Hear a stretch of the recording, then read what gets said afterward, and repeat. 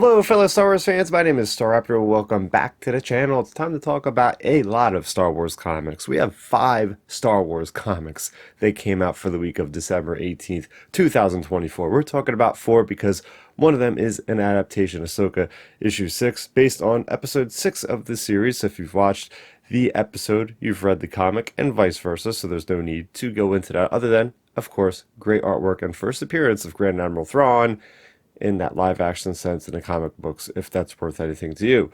So getting into it, but before we do, make sure you go ahead and subscribe to the channel for more on Star Wars, comics talk, DC talk, and more. You're already in the right place. So getting into it, starting from chronological order, we have 3 from Dark Horse, 1 from Marvel that are new, and the first one we're going to talk about is Dispatches from the Occlusion Zone. This is issue number 3, Baron Moon, written of course by Daniel Jose Older, with artwork by Lucas Rangan. And this one is all about Emerick Caftor, who is this investigative Jedi, as we first seen him in Phase 1 for Trail of Shadows.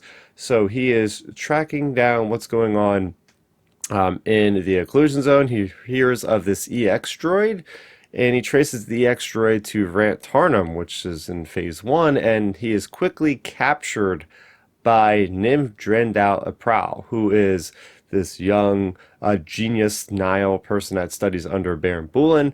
And, well, they don't get very far because as they get to Rantarnum, they are basically destroyed their ship by these mines that were left by, I guess, Marchion Ro. They get to the surface. There's some nameless stuff that is happening there, but they are hunted by these charhounds. So even though Emerick Caftor is a prisoner of this Niv Drendow Nihil character, they have to learn to work together to escape the charhounds, and then Emerick Caftor has a very persuasive way of basically getting Niv Drendow and him to work together, believe it or not. He gets him to kind of denounce the Nihil and work for figuring out what ultimately they find out is a solution to get past the nebula surrounding Planet X, which is the planet where the Nameless are coming from. So that is where we see this end with Emerick, with Niv Drendow giving a speech on the X-Droid that's going to fly back out of the Occlusion Zone so the Republic can see what's happening.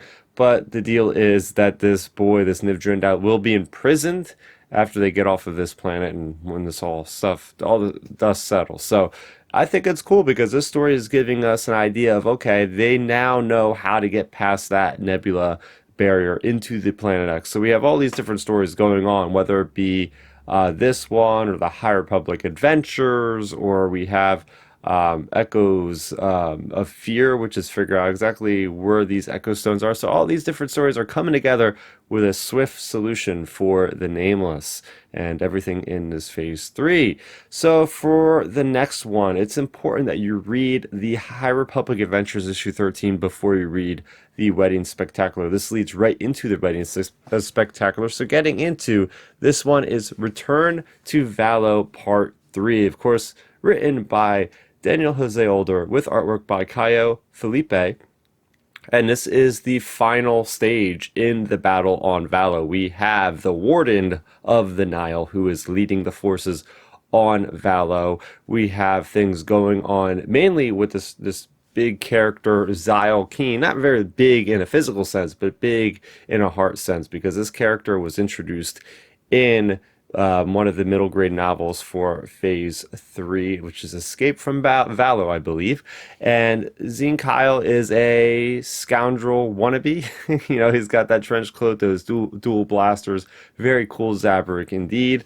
There's a lot of personal inner turmoil, struggle with him and his mother, because his mother shows up with reinforcements to help them take back Valo. The mother is not happy with Zeen, who has not really checked in with his mother in a while, and that's where this does get a little bit cross with everyday lives. I mean, of course, all of us were young at one point, and we all were playing outside, and it didn't really care about checking with the parents until it was way past our night and whatnot. So it does have that sense of realism. Like, kids, yeah, it's good to have fun, but check in with the parents. There's some good life lessons in this one, as all of the Dark Horse High Republic comics are. But getting back to the story as a whole, we get through this part where basically the Warden is declaring war on Eriadu, which is a nearby system. Everything is leading to the war on Eriadu. So as he's shoring up his forces on Valo to go ahead and rendezvous to take out all the Republic forces on Eriadu, that is when there is a big trap sprung, and that's when we have Maz Kanata, we have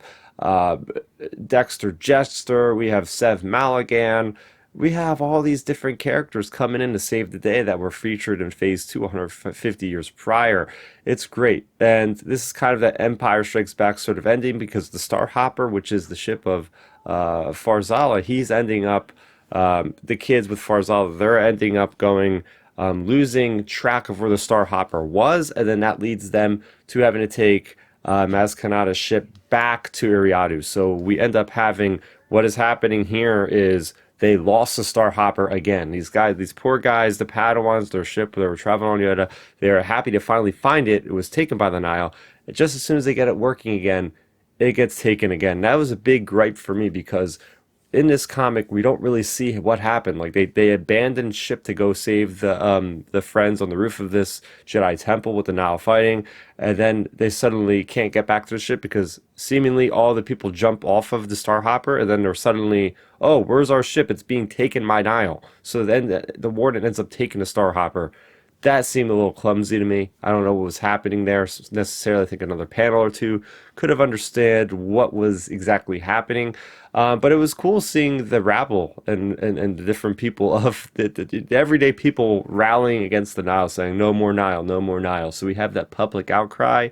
We have those people rebelling against the Nihil, which has been a theme all throughout these Phase 3 stories of rebellion. Even though, you know, the Nihil are definitely less in number than the Republic, now that they have that whole place walled off with the Occlusion Zone, you're going to have a big uprising of these people saying, no more, enough is enough. And that leads us into the High Republic, the Wedding Spectacular. This is a one-shot written by DJO with a huge team of artists. I think everybody that's ever worked on the High Republic is basically featured, whether it be Harvey Talabau, Kyle Felipe, who I just mentioned, Andy Dugan, Tony Bruno, Nick Brokenshire, you have Joe Mingyang, you have Megan Huang, and you have Elisa Ramboli. So huge, huge team.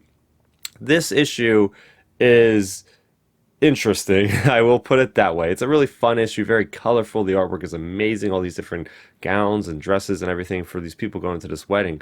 But it is basically a big, big setup issue for what is to come. So long story short, you have Zeen Mrala and you have the character of Lula Talisolo. Both of these characters have been in love for a long time, been through a lot, and they finally decided now in the middle of a war zone is the best time to get married. So it's a little bit strange in the setup where it's like, okay, you're having Jedi like Yaddle coming in from outside of the Occlusion Zone just for this wedding. You have characters coming from all over the place. They're all meeting on Eriadu for this wedding, but they have gotten intel. The Republic has gotten intel. The people there on Eriadu that there is an attack imminent. So they've been shoring up their defenses. They're trying to get basically Lula Talisolo and Zeen Mrala. They're trying to get the go-ahead, the allegiance of the Tarkans, who are the basically de facto rulers of Eriadu. They're trying to get their support to fight against the Nihil. So they finally reach out to Severin, they get their information,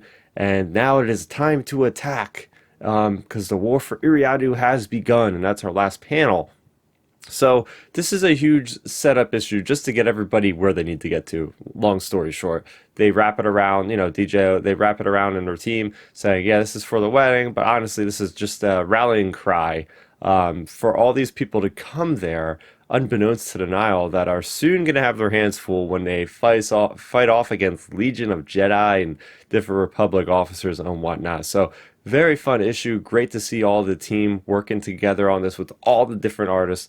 It was really something to see there. And last but not least, we're moving into the Marvel era in the time after Return of the Jedi with Ewoks issue number 3. This one's called Deadly Depths. It's written, of course, by Steve Orlando with artwork by Alvaro Lopez and artwork by Laura Braga.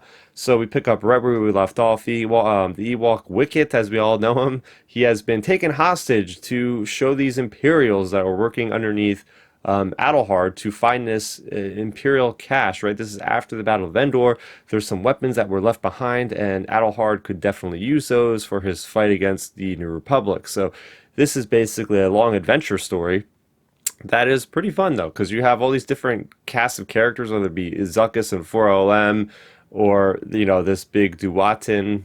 They're all traveling across the land. They get to this big lake, and it is not an easy feat to get past this lake because there's these big guys named Orkan from the Blue Lagoon. It's like the creature looks like he's from like the 50s films, the creature from the Blue Lagoon or whatever it's called, riding these big serpents, and there's a lot of carnage here. People are getting thrown off the boat into the water. These serpents are constricting around these people, and they barely make it out there with their lives. Meanwhile, you have the characters of Asha, who is the daughter of Chief Chirpa, along with Midro, who is that kind of outskirts sort of Ewok living on the land.